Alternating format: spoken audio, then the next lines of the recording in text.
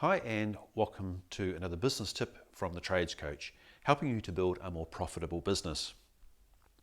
There's an old saying, you don't get a second chance to make a first impression. And even though it's been around for a while, it's still very, very relevant these days. It's particularly important if you are in a longer sales cycle, typically say, if you're a builder and you need to kick off well and create a good impression for a client. Because if you get it wrong, I think you're really going to struggle to create that level of trust with a client. But get it right, and it's relatively simple to get it right, then you're in a much better position to move that client forward through your sales process, and you're more likely to convert them at a better price. So today I just want to cover off a couple of little tips around creating a good first impression.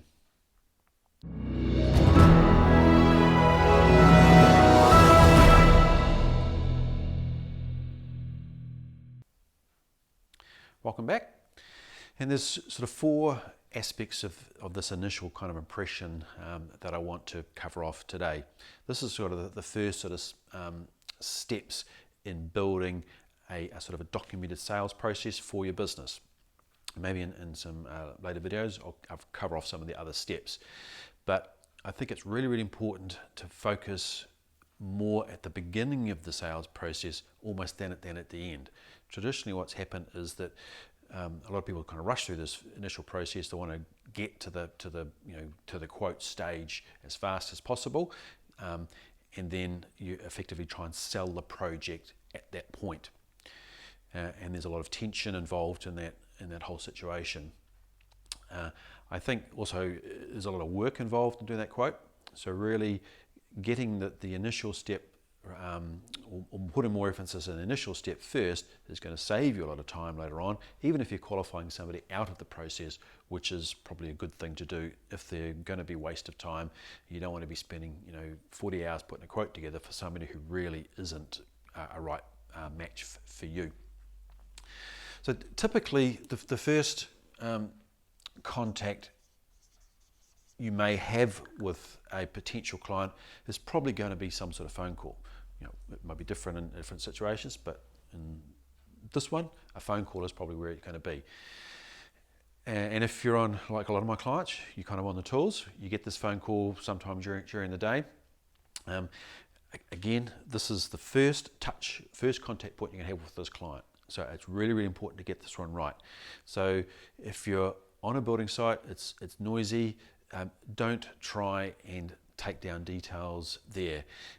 It's really important. The main takeaway in this first phone call is really to be really focused on the customer. Give them 100% undivided attention.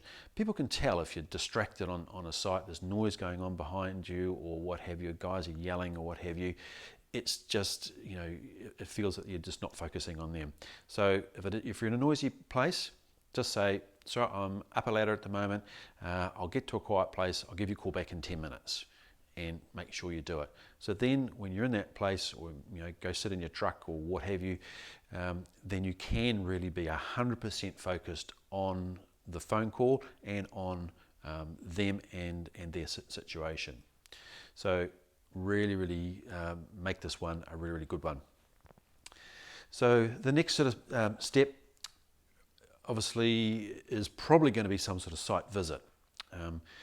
I would suggest that before you have that site visit, you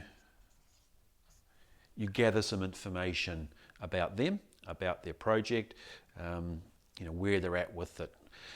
Easiest way, free, you can put together a free Google form. Most people have a Gmail address these days, so that gives you access to a lot of the free tools and things that Google have.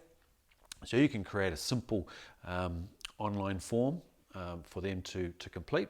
So you just need to say to them, great, let's want to make an appointment to come out and see you, but in order to make the best use of our time together, so we can really hit the ground running, I just need to gather a bit of information about you and email them just to say, well, I've got a Google form that I need you to fill out before we make that booking to come out and see you. If they don't have a computer or what have you, then yes, you can sit down and gather this information on a hard copy of the form, that's okay as well. But I think it's important to have this little step in the process, because it's a beginning of you taking control of the sales process. So rather than being subject to their kind of rules, you can this is the first kind of little hurdle that you ask them to go over. You're giving them a little job to do, and if they're not prepared to spend 15 minutes filling out a Google form with some information in it, then really, to me that's a red flag, and maybe you don't want to waste your time driving across town to go to a meeting where you probably you're just one of a number of people that are just getting a price check from. So have this as the first kind of little mini hurdle that you're asking them to climb over before you go to the next sort of stage. So again, before you go to the site visit, I would suggest sending them a pack of information. You could make it about you and what have you from a marketing perspective, but again, I think at this early stage, it's possibly a little bit too soon to be starting to talk or push yourself from a marketing perspective. I think the best sort of information you should be sending them is more around an education type of base of information. From the Google form, you'll know roughly what type of project they're considering, so you could possibly tailor this information that you're sending them that's going to be more relevant to their situation. Is it a new build situation? Okay, we'll send them information about important design things to think about in a new build. Is it a renovation situation? So okay, or maybe the type of information you send them may be a bit different for renovation, or you might some education material about the processes of applying for a resource consent. Do they need one? Do they not? Building consent, blah, blah, blah, that type of stuff.